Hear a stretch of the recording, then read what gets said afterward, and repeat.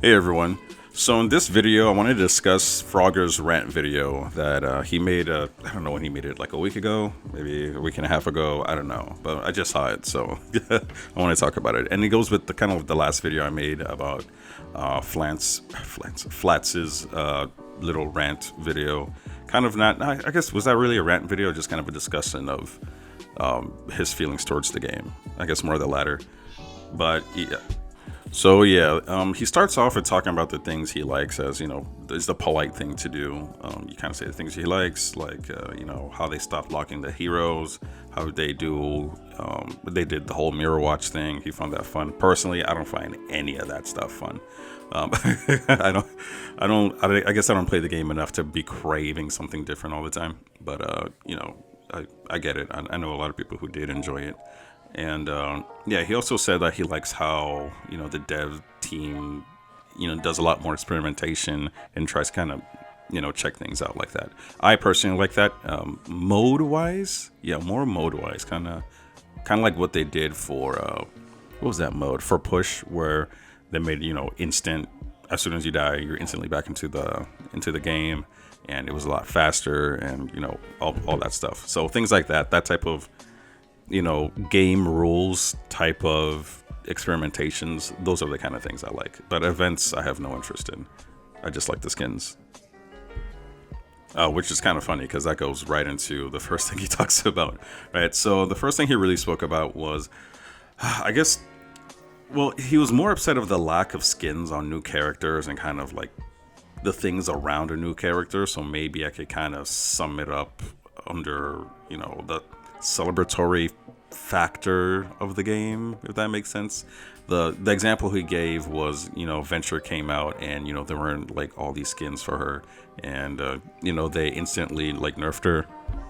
So yeah, I can summarize this by the more celebratory nature of the game and the lack of it. Like, and I would agree with this too. Something he brought up, a lot of points that I didn't really think about, that I think probably unconsciously affect everybody. And I think if we don't notice that it's not there, but if it was there, I think it would elevate kind of everything like altogether. But yeah, whenever there are new characters, they never really have great skins for that character, like great themes or anything like that. I think the only one was probably was it Laurie, and that was her llama skin, her llama pajama skin, a llama pajama. It's like, here you go, the new character, yay, then that's it. Like, there's nothing around that character. I actually think maybe when there's a new character, the theme should be whatever that character's culture is. I think that would be pretty cool. But yeah, like characters like Lifeweaver, Venture, Laurie, like I personally did expect more. Or at least just better quality ones, right? And they did explain about how long it takes to make skins and stuff, but do it. like do it. Like, it doesn't even have to be more skins. Like, even I guess cinematics and things like that. Like, when was the last time we got like a real cinematic, like a real one? Like, I guess so. This goes into the next thing Frogger spoke about, and something I also agree about, and I had completely given up on. Right, the lack of lore in the game is astounding. Right. Like, I 100% agree with this, and although it's not something I talk about a lot because, like I said earlier, this is something I think I kind of gave up on. I do think maybe we as a community, or maybe just me, can be underestimating how much an actual world of Overwatch would contribute to people's enjoyment of the game, right? Like, I remember back in Overwatch 1, I was really into the story. I was looking for things like the comic books, and I was trying to find the lore, but it wasn't really there. There's like a comic book here and there. There's like, some dialogue that'll be released here. But then the more I got into it, there were so many retcons. There were like so many contradictions, like as the years kind of went on, where it was just all kind of just complete bullshit. Like, I think originally it was implied that Reaper's phasing ability was something that Mercy did to him. And then that dialogue disappeared, that whole thing disappeared, it was just all gone. And then I think now it's Moira who did it or something. And I can't stress how much I was really into it, because there's a video I made maybe last week where I just talk about like one of the reasons why I don't care much for, was it Marvel Rivals or something, because I don't give a shit about the characters anymore. I'm exhausted of Marvel characters, and I'm good. I'm done. I'm done with with everything Marvel, and I was the biggest Marvel fan. So liking the characters is a really big thing for me. But then that's one of the big appeals of Overwatch to me at the beginning, and even Blizzard said that that was the big appeal for the game. That's why, it was locked behind the battle pass, the new characters, because the characters is what people love. But now there's nothing. Like there's no. Oh no, the last cinematic we had, I guess, was Malga, but that was Malga already in a mission, right? But yeah, characters. Frogger says like characters like Venture. All we know is that she eats rocks. That's cool, right? That's it's kind of funny, but that's probably something just one dev wrote somewhere, like in a sentence, and that's it. Like I'd like to know, like, what are they excavating, right? Are there buried cities due to the war? Is there like another civilization they kind of learned from even before our time period? Like even some of was it Venture skins are inspired by Gurren Lagann, the anime, and is there maybe an underground civilization of people? Like what's going on here, guys? Same could be said for Ilari, right? How are they harnessing the power of the sun, right? It's cool because my wife is from Peru, and I'm familiar with the whole culture and the whole people of the sun and children of the sun mythology they have, and I think it's really cool. And the cinematic was cool. Well, it was artistic, but give me something, guys. Like give me, like, dwell in it. The culture, the Peruvian culture is actually really cool. Like do something with it. Like, is it magic? Is magic real in the world, or what? Like there's so much they could like dig deep into that they just don't do. If you guys remember the cinematic with Kiriko, then there's another one. I think what is it? Where Tracer's like teleporting in the sky. She's going to get hit by that like a metal thing, and then Genji jumps out of nowhere, cuts it in half, and she's able to kind of go through. That was awesome. They do Pixar level animations, and it's a Blizzard thing to have awesome animations from Diablo, from StarCraft, all that type of stuff. So where is all that? And again, I think it's something we're not thinking about, but if it did exist, I think it would greatly bolster the game. The next thing he talks about is counter swapping, and we've spoken about this so much. And for the most part, I understand.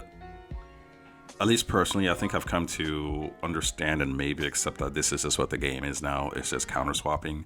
But I do believe something that he said that I didn't think about before is it can exist, but it could exist in a way that's not miserable, right? Maybe because right now the rock paper scissors thing is really just one person counters one person counters one person counters one person. If you could have one person who's countered by like three people, and then each of those is countered by like three people, and so you could still play the characters you want to play, or at least not be forced to play the characters you hate. Like I hate playing Malga, I hate playing Orisa. Like I don't want to play them, but I kind of always have to play them. So it's not just the fact that the rotation exists, it's like who's in the rotation, right? He gave the example of, if it was Winston, Ryan, and Diva, people would be more okay with it. And I 1000% agree. I don't mind playing against a Winston or a Ryan or a Diva. Actually, I think it's fun because they still let me play the game. But, characters like Malga and Orisa, like, you can't play the game. Like, you're fighting a wall, or some guy who's just, like, continuously attacking while healing, or Hog who's just kidnapping you and like throws you into his backline and you explode immediately. Like that's not fun. And also, like, the fact that they haven't said anything about this 6v6 versus 5v5 problem is kind of astounding to me, right? This is like the biggest topic of debate on your game for like the last, it started a long time ago, right? I made 6v6 versus 5v5 videos since before the game even came out. But for the last like 6 months, it has been on fire. It's been on freaking fire. And they don't even have to like choose, like address it, right? Say something, say like, this was our mentality when we started. This was X, Y, and Z. And I get it. The community is kind of toxic, but no, the community is not even toxic. Most people don't really care, right? The loud people are the people who are toxic. And that goes for everything, right? For politics, for archaeologists, surprisingly, and just a bunch of things. The crazy people are the loudest. Like, understand that that's what it is, right? But for most of us who aren't crazy, let us know what's going on. Like, we don't want to be forced to play all these characters we don't want to play, right? And it's because of, I think there's a world where we can play the characters we want to play and still have the counter swapping system that we have now. I do think that exists, and maybe that's what they're talking about. They're going to look into, but say something. Anyways, next he talks about DPS characters and what he hates about playing them or playing against them, and all that kind of stuff. Personally, I don't agree with this much, or unless I'm misunderstanding. I think DPS is the only part of the game that's in a good place. I think DPS is the only part of the game that actually makes sense, right? Maybe besides their role passive, but again, the role passive only exists because they don't want to nerf the healing of the support character, so that is a support character problem that's causing another bad thing to exist.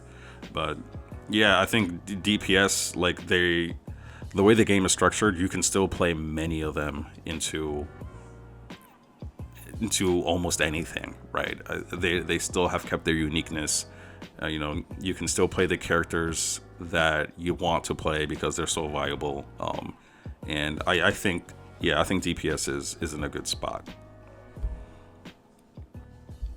Like, they're good at getting kills, and they're very killable. They're actually more killable than support characters, which I think is a problem, but whatever. And yes, you have Sojourn and the Widow that might be oppressive at high levels, but if you're at the upper 0.005% of the game, and there's a character that can headshot you, I don't know what you want me to tell you, man. Like, it's what's gonna happen.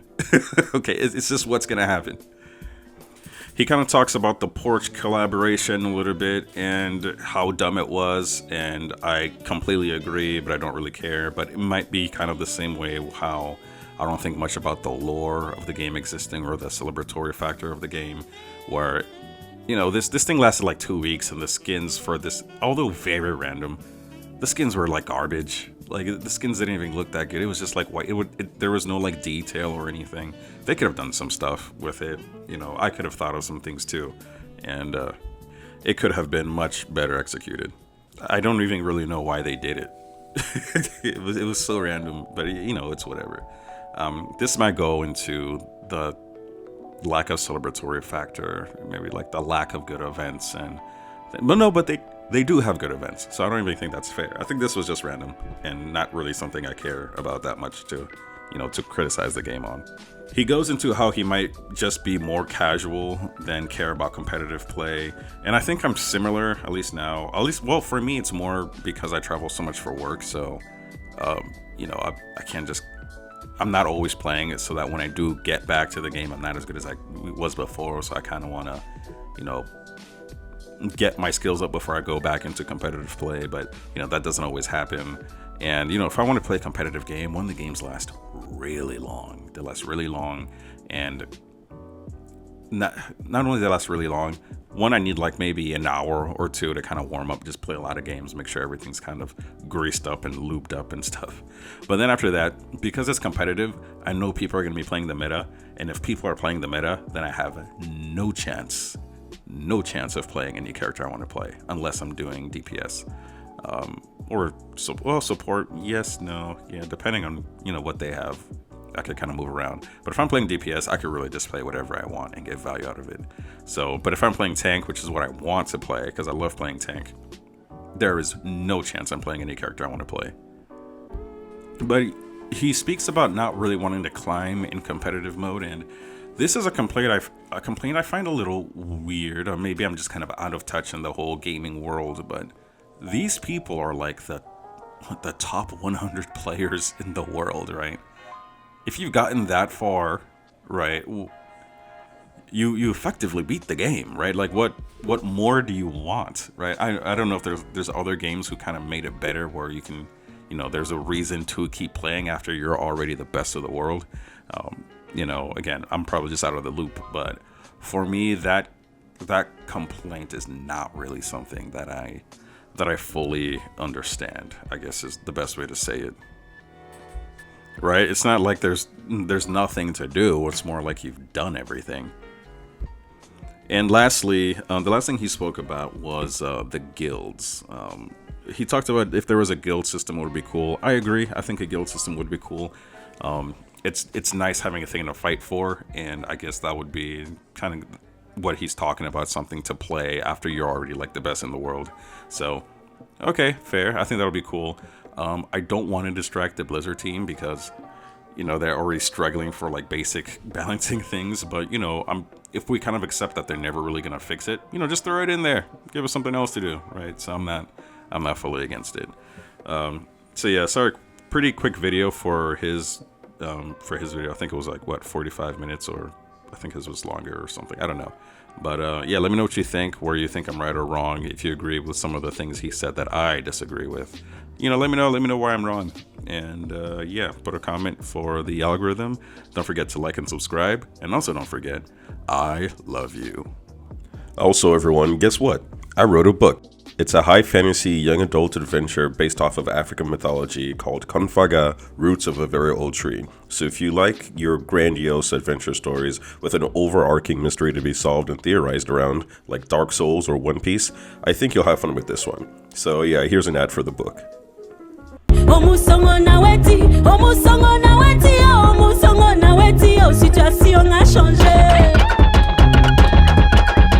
Konfaga, Roots of a Very Old Tree, a high fantasy young adult book with a modern take on African mythology. After a mysterious confrontation with his father at school, Marcus Jobda finds himself in the land of Kara. With a small band of determined adventurers and a robust magic system he must quickly learn, Marcus begins his search for his family, a way home, and simultaneously tries to discover the mystery of the disappearances. From escaping Mamiwara and preventing wars between kingdoms, he'll need every edge his wits can give him to see the next day. However, the more he learns, the less things appear as they seem. But does he really want to go back to his old life? With hundreds of illustrations filled with clues of the history of the world, join Marcus as he attempts to solve this mystery. Konfaga, Roots of a Very Old Tree is available now on Amazon. Link in the description.